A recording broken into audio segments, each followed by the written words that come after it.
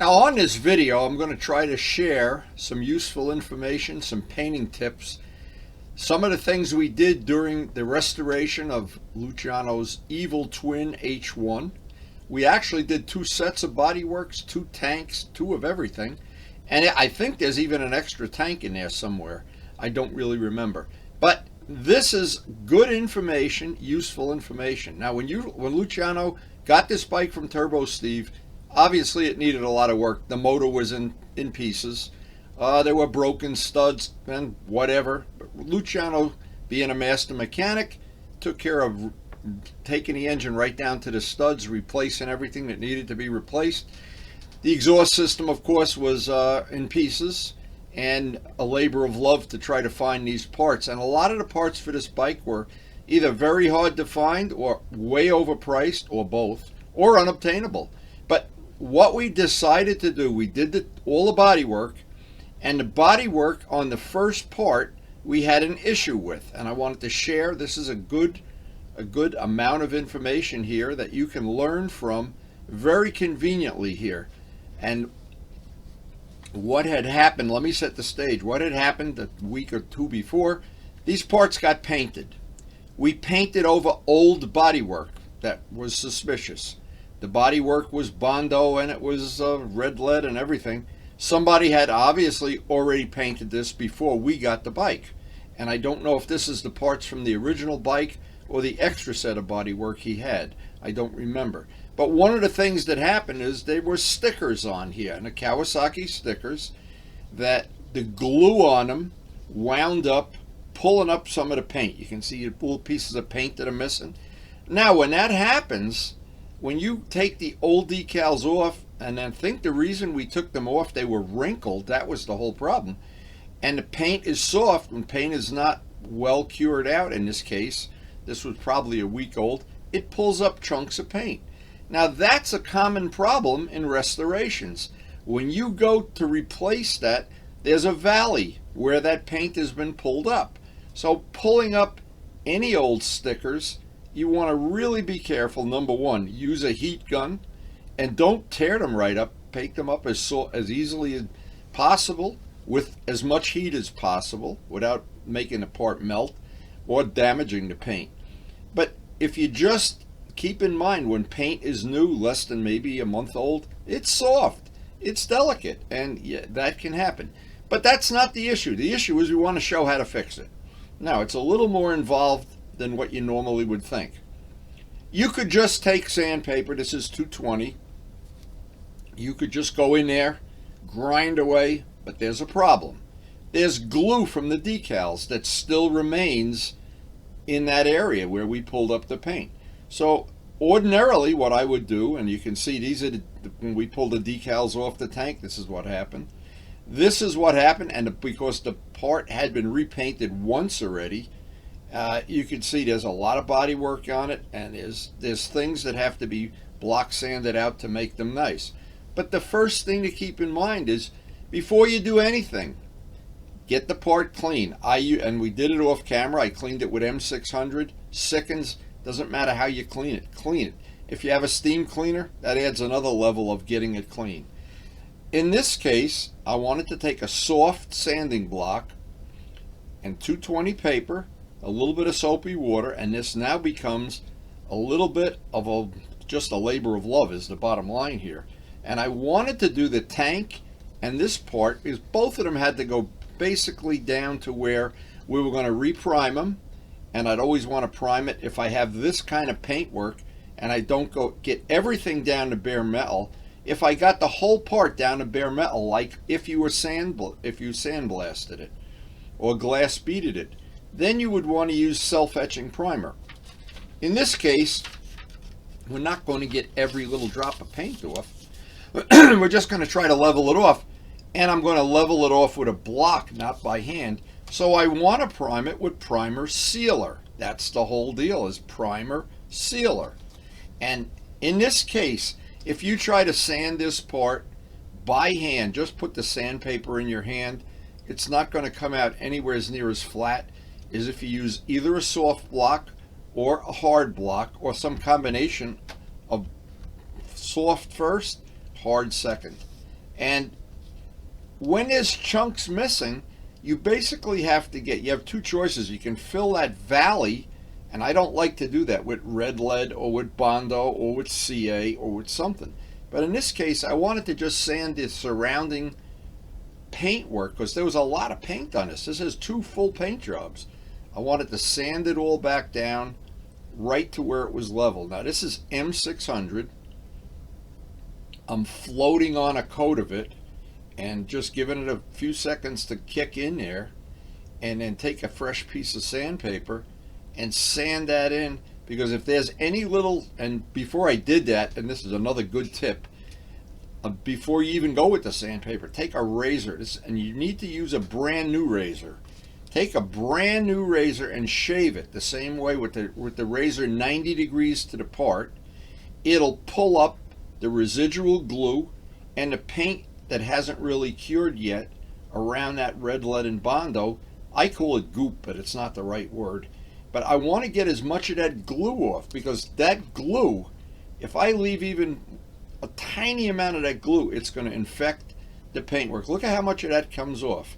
And that's the stuff that's not going to be your friend when you get done with the full paint job. When that's not done correctly, and you put a lot of time and hours into the clear and to all of the trim that has to go on here, and to get it all right, and then buff it out and then see a big bubble, and that's what is a major cause of the bubble, is you have some contamination.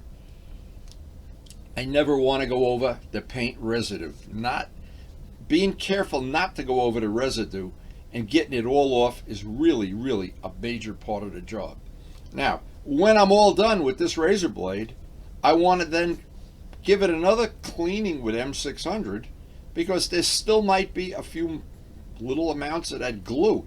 And that glue from the stickers is tenacious stuff. Sometimes you have to go back and forth over and over and over.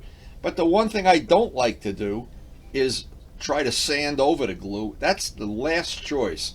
First of all, you take the chance that you're going to grind some of that glue down into the paintwork. You don't want to do that. The razor is a good way to get the first part of it out, and these are all good tips. Things that you learn the hard way after 60, 70 years of painting. This is what happens. And in my case, I have learned all these lessons the hard way. I didn't go to any painting school. I just learned this stuff on the job training. But in the end, I learned it, and that's why I'm so passionate about sharing it, because if you're new to painting and you don't know these tricks and you paint over glue, you've wasted a lot. And now with the paint $300 a quart, it's even an expensive thing. So here's some 220 sandpaper, a soft block. It's cleaned with M600. Now you look at this. I look at it this way. It's good exercise. This is why I don't have to go to a gym. I used to belong to a gym. It cost me a lot of money. I didn't enjoy it. It was no fun. Karen didn't even enjoy it. And I just I would rather do ordinary exercise or do work on my house or something. Just me. But this part now, to get it flat, is critical. Because this is a part, as soon as you walk up to the motorcycle, you see this part, the part of the tank that has the lettering on it. It's a focal point of the motorcycle. So if it's not flat, you've wasted a lot of time, money, and energy. And that's the bottom line. And so I left the majority of this in real time, because I wanted to show in real time, not with camera cuts and fast forwards and everything. I wanted to show how long it took to get this one little part ready for primer. Now the paintwork is on another video, and that's a whole nother issue. This is a whole separate set of little things that have to be done if you want that paint to be perfect when you're done. Now, if you were to just take right now and rub your hand over that, or closing your eyes, and when your hand's in a rubber glove, it's even better. That's a tip from John Pothier. You need to rub your hand over the whole part, and you can't feel where the paint edges. It's got to be perfectly feathered in, or else when I prime it, the edge of the paint, where the edge of the paint ends and the Bondo red lead primer or raw metal begin, what's going to happen? You're going to see that line, and it's going to tend to, as time goes by, if you put on the color paint or the clear, sometimes it'll just show right up as an edge. And in this case, this is a metallic paint that has a little bit of pearl in it. It's going to show right away. If you were to paint this white or gray, you may get away with it, but you're not going to get away with it on pearl or anything that's got a lot of metallic in it. Now, this now becomes, and I always think, well, you have to make decisions all along the way with this stuff. This now becomes a labor of love, and you've just got to go back and forth, back and forth, back and forth until you can't feel it, until it's perfectly smooth and flat. Because what that's going to do is when the sun hits that and the clear is on there and it's all buffed out, and by the way, we have a set of blue body work for this motorcycle, and Luciano has a set of green body work. And we did both of them as good as we can because this is for sure worth the effort. It's a collector bike. It's a rare bike. It's a bike I've ridden, and it rides beautifully. It does not ride like you would think it's a 40-year-old bike or whatever. And you would think, oh, really, it's not going to handle well or something. This bike rode pretty neat. And it's like my RD. It is an older bike, and it doesn't ride like a modern sport bike, but it is a lot of fun to ride. And it is a wheelie monster, boy. And this is the beauty of restoring an old bike like this, is when you're done, you have something that you can't buy in a store. And that to me is worthwhile. And you've preserved a little piece of motorcycling history that to me, this is priceless stuff. And this part, I don't know that there's any place on earth you could buy this, maybe brand new in a box, or that you didn't, because if you bought it and it was the wrong color, you'd have to paint it anyway. So knowing how to get the old stickers off and knowing how to get the paintwork flat and get it ready for the primer and the paintwork, and we will have that on a future video, this in itself is a day of labor in the shop. To get that just like that, now I know when I prime that, I have full confidence that this part, when I'm done with it, is going to come out perfect. And even the buffing, it's just going to be perfect when it's done. So I wanted to, before I end the video, congratulate Luciano on doing a great restoration, starting with a lot of labor, total labor of love. I did a lot of the painting on this, the striping, and we had to make decals for it, and we had to, it just was a labor of love. And then to find and get the second set of body work and get that all painted. So he has a blue set and a green set, and that adds just a little interest to the bike because he can ride around as he has in the past on the green body work, and a week later put the blue body work on it, and everybody thinks he's got two bikes. Well, in his collection, this is one of his favorite bikes because he raced these back in the old days, and he just has a love of two strokes like I do. And this whole restoration was a labor of love. So I hope you did enjoy the video and get some good information.